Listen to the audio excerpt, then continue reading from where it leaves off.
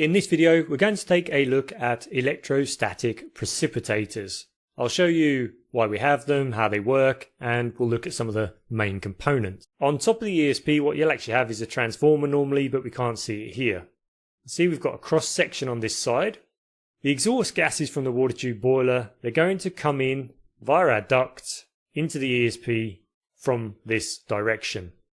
The exhaust gases pass through a perforated screen, that's this metal screen here, and then they travel through the ESP until they come out on the opposite side. As I mentioned before, the electrical transformer that supplies the electrical current needed for our discharge electrodes and collector plates is usually mounted on the top of the ESP, so somewhere around where my mouse is now.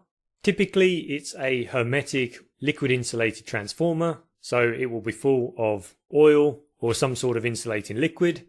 We actually did this for a very long time, going all the way back to the Industrial Revolution, and it's the reason why places like Manchester in England and London and Newcastle were heavily covered in dust and ash.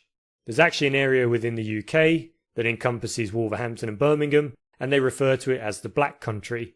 And it's because there was so much industry in the area, there was so much coal being burnt, that the sky was black. And this ash would settle all over the buildings, on fields, on cars, people would breathe it in. And that, back in 1900, was just pretty normal.